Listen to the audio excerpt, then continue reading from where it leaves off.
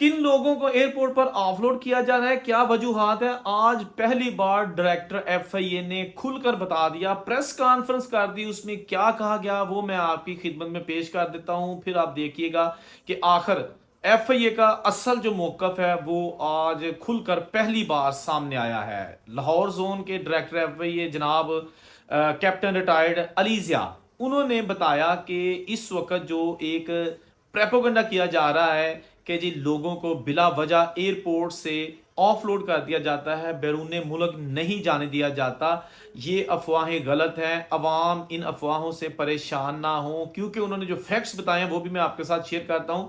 लेकिन उन्होंने अपनी बात का आगाज ही अवाम को तसल्ली देने से किया, जो कि इंतहाई खुशाइन था। उन्होंने कहा कि अवाम जो है ना, जिनके पास वैलिड चीज़ें हैं वो एयरपोर्ट पर जाएं, परेशान होने की ज़रूरत नहीं है। एफआईए का अमला उनको स्माइलिंग फेस के साथ जनाब खुदा हाफिज कहेगा और वो जिस मंजिल के लिए जा रहे हैं वो जा सकते हैं। लेकिन किन को रोका जा रहा है ये भी मैं आपको बताता हूं, जो एफआईए ने कैटेगोरिकली जो ना वो बता दिया है। इसके साथ साथ मैं आपको वो बताता हूं, लेकिन जो एफआईए के डायरेक्टर ने बताया है उसमें एक चीज बड़ी खौफनाक या हैरानकुन आप कह सकते हो। उन्होंने कहा जी कि एक साल में 52,000 पाकिस्तानियों को बैरून मुल्क से डिपोर्ट किया गया है, जिनकी मुख्तलिफ वजूहात हैं। बाज को यहां से हमने उनको क्लियर करके भेजा, यानी कि यहां से चला गया। एयरपोर्ट जब उन्होंने सवाल किए इमिग्रेशन, उनकी इमिग्रेशन एयरपोर्ट पर, वहां उनको उनको मशकूक पाए गए। एक तो वो लोग शामिल थे, एक वो लोग शामिल थे जो यहाँ पर स्टडी वीजे पर या किसी और वीजे पर लीगल तरीके से गए थे, वहां जाकर उन्होंने क्राइम किए, वो भी डिपोर्ट हुए।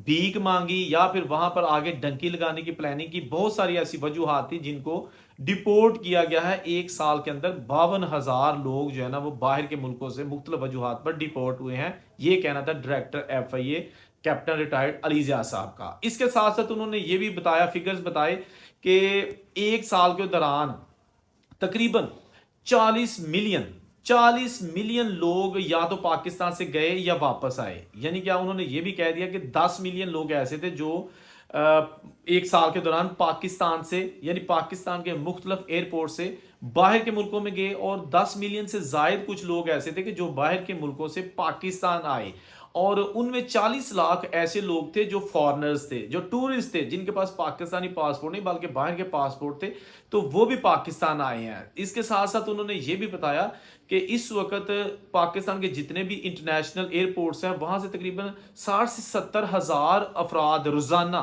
या तो आते हैं एयरपोर्ट्स पर, या एयरपोर्ट्स यानी कि बैरून मुल्क जाते हैं, या बाहर के मुल्कों से पाकिस्तान आते हैं। तो टोटल रोजाना जो फिगर है वो 60 से 70 हजार पाकिस्तानी हैं। तो इसके साथ साथ उन्होंने कहा कि जस्ट अगर लाहौर एयरपोर्ट की बात की जाए तो रोजाना 18 से 20 हजार अफराद की आमदोरफ्त होती है सिर्फ लाहौर एयरपोर्ट पर। और उन्होंने बाद में यह भी बताया कि जिन लोगों को ऑफलोड किया जाता है, लाखों में तादाद उन लोगों की है जो कि इजीली जाते हैं पाकिस्तान से बाहर या पाकिस्तान वापस आते हैं, लेकिन जिनको ऑफलोड किया जाता है उनकी तादाद 0.6 यानी 1% भी नहीं है। 0.6% ऐसे लोग हैं, यानी कि बहुत थोड़े लोग हैं जिनको ऑफलोड किया जाता है। उसकी वजूहत क्या है वो भी उन्होंने बताई हैं। लेकिन उन्होंने साथ ये भी कहा कि एक जो जाली चीजें जो है ना वो एक प्रेपोगंडा एफआईए के खिलाफ किया जा रहा है, उसको बंद होना चाहिए। एफआईए आपका अपना अदारा है, ये लोगों को फैसिलिटेट करता है जैसे कि सालों से करता आ रहा है। अभी कुछ ज्यादा लोगों को तंग करने के वाले से जो खबरें आ रही हैं ये बेबुनियाद है, इस पर कान ना धरा जाए। जो भी जिस मुल्क में जाना चाहता है अपने पूरे डॉक्यूमेंट्स करे, और जो अगर विजिट है तो उसके लिए होटल बुकिंग, कैश मनी सारा कुछ लेके जाए, उसको नहीं रोका जाएगा। रोका किन लोगों को जा रहा है? उन्होंने कहा कि वहां पर हमारे पास कुछ सिस्टम है या फिर कुछ ऐसे प्रोफेशनल्स लोग बैठे हैं जो इंटरव्यू करते हैं और बंदे को पकड़ लेते हैं। किस तरह कि एक बंदा विजिट वीजे पे जा रहा है, जिस मुल्क में वो जा रहा है उस मुल्क का उसको अता पता ही नहीं होता। विजिट पे जा रहा है, क्या चीजें देखनी है, कहां जा रहे हो, कुछ भी उसको पता नहीं होता। लेकिन फिर बाद में मजीद जब उसे पूछगिछ की जाती है तो वो बता देता है कि मैंने एजेंट से वीज़ा लिया था और उसने मुझे ये कहा था, वो कहा था। तो इस तरह वो एक बंदे को विजिट वीजे पर बाहर भेज के एजेंट जो है ना वो मौत के मुंह में धकेले होते हैं अपने पैसों के लिए। उसको भी नहीं बताते कि उसने बाहर कैसे जाना है। कभी उसको बाहर जो एजेंटों ने छोटी छोटी जाली कंपनियां बनाई रखी हैं उनके जो है जॉब लेटर इनको दे के तो वीज़ा लगवा लेते हैं। वहां जाते हैं, कहते हैं जी आपने 3 महीने वहां रहना है, आपका एक्सपीरियंस होगा यहाँ, फिर हम दोबारा आपका किसी मुल्क अप्लाई करेंगे।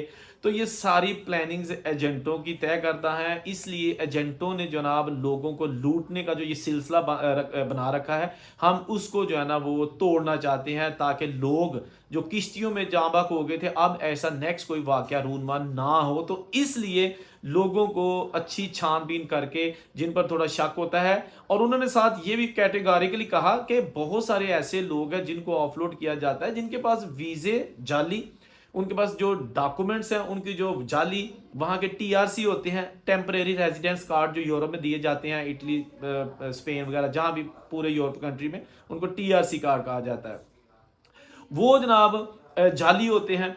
तो अब अगर एक के बंदे के पास वीज़ा जाली है तो कैसे उसको बाहर जाने दिया जाए। अच्छा दोस्तों, यहाँ एक चीज़ मैं आपको बता दूं, अभी थोड़े दिन पहले मुझे ना पाकिस्तान से दुबई एयर शो की कवरेज के लिए जाने का मौका मिला, और मेरा सबसे बड़ा टारगेट यही था कि आज मैंने लाइनों में लग के अपना तारफ कराए बगैर कि मैं जर्नलिस्ट हूं, मैं ये हूं वो हूं, सिर्फ मैंने देखना है कि मुझसे कोई पैसे मांगता है कि नहीं, मुझसे कोई डिमांड की जाती है कि नहीं, मुझसे वो किस तरह के सवालात करेंगे। तो हल्फन मैं ये कहता हूं कि जो कुछ मेरे साथ हुआ मैं बिल्कुल आपके साथ वो शेयर कर देता हूं।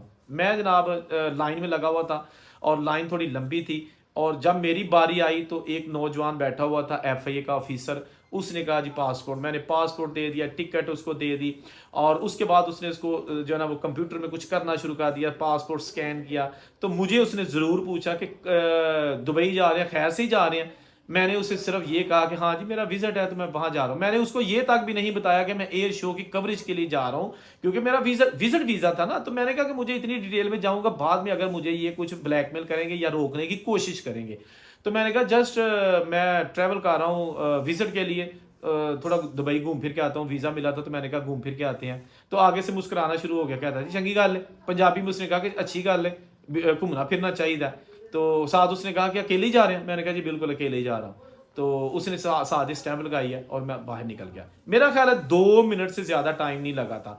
हालांकि मैं बाद में वहाँ से जब आगे निकलते हैं ना, लाहौर एयरपोर्ट से एफआईए के काउंटर से आप छोड़ते हैं तो फिर आगे जो है ना थोड़ी सी बरामदे एफआईए के कमरे हैं, और राइट लेफ्ट, और सामने जो है ना आपको सिक्योरिटी चेक के लिए वॉक थ्रू गेट से गुजरना पड़ता है। जो लोग ट्रैवल करते हैं लाहौर से उन्हें पता है। जब मैंने स्टैंप एग्जिट की लग गई, फिर मैं वहां खड़ा रहा। मैंने कहा कि हो सकता है, दाएं बाएं मैं देखना शुरू कर दिया कि हो सकता है मुझे कोई अफसर आवाज दे के पा इधर आ जरा, मोर तो लग गई है, ये अब बता के तेरी ट्रैवल हिस्ट्री क्या है। किसी ने कुछ नहीं पूछा, बल्कि लिटरली मैं आपको बता रहा हूं कि मैंने दाएं बाएं देखना शुरू कर दिया था कि शायद मुझे कोई आवाज दे। मैं चाह रहा था मुझे कोई बुलाए, मैं ताकि पता करूं कि अंदर होता क्या है। आज तक मुझे कभी किसी ने कोई पैसों की डिमांड नहीं की, लेकिन आज शायद कोई कर ले तो फिर कम से कम मेरा जो शक है वो पक में बदल जाएगा। लेकिन किसी अफसर, सारे मेरे अफसर मेरी तरफ देख रहे थे, और मैंने फिर बाद में जनाब सिक्योरिटी क्लियरेंस करके अंदर चला गया।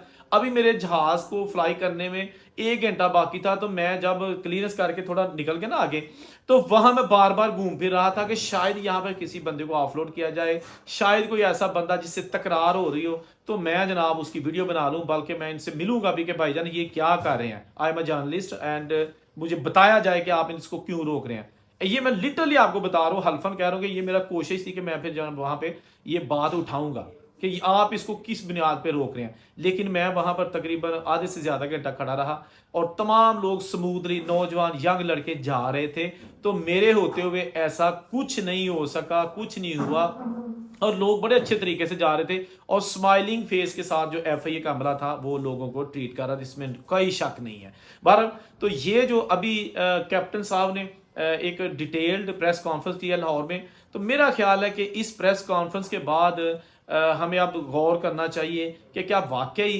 एफआईए का अमला जो मुख्तलिफ एयरपोर्ट्स पर मौजूद है, लोगों को उसके इस कॉन्फ्रेंस के बाद भी ब्लैकमेल कर रहा है, उनको सारे कागजात होने के बावजूद पैसे मांग रहा है, सारे डॉक्यूमेंट्स क्लियर होने के बावजूद ऑफलोड कर रहा है। तो फिर हम जनाब दोबारा वीडियो बनाएंगे, लेकिन अभी तक मैं यही कह सकता हूं कि चले अच्छा हुआ किसी बड़े अफसर ने नोटिस लिया। अक्सर हम वीडियोस बनाते रहते थे, तमाम लोग वीलॉग्स करते हैं, टिकटॉक पे, यूट्यूब, सोशल मीडिया पे वीडियोस आती हैं कि जी आज 4 बंदों को अपलोड कर दिया, कुछ लोग रो रहे होते हैं कि जनाब मैनू कर देखो तुसी उत्थे कर दिता, सारा कुछ पूरा था। अब देखते हैं कि आज 1 दिसंबर 2025 कैप्टन साहब की प्रेस कॉन्फ्रेंस के बाद एफआईए के रवैये में कितनी तब्दीली आती है, कितने लोगों को अपलोड किया जाता है, और कितने लोगों को जाने बाइज्जत तरीके से मुल्क छोड़कर बाहर जाने की इजाजत दी जाती है। जो भी चीजें आएंगी पूरी ईमानदारी से आपके सामने हम हमेशा की तरह रखते जाएंगे, किसी की सपोर्ट नहीं करेंगे। लेकिन जहां एफआईए गलत होगा, अदारा तो खैर गलत नहीं होता, उसमें जो कुछ लोग होते हैं जो गलत होते हैं, अगर कुछ लोग एफआईए के गलत हुए उनकी निशानदेही भी करेंगे। लेकिन अगर एफआईए अच्छा काम कर रही है तो बिला झिझक उसकी तारीफ भी करेंगे, अफसरान की भी करेंगे, जो वहां पे छोटे अफसरान है, डायरेक्टरान है, बड़े जो नायब कासिद है उनकी भी करेंगे। अदारे हमारे अपने हैं, हम अदारों के खिलाफ नहीं है, उन लोगों के खिलाफ है कि जो इंडिविजुअल्स देखते हैं कि यार अब बंदा ढाई चढ़िया दिहाड़ी ला लो, उनके हम खिलाफ है। अगर कोई ऐसा है तो जहां रहे खुश रहें और उनसे गुजारिश दीजिए। अल्लाह हाफिज़।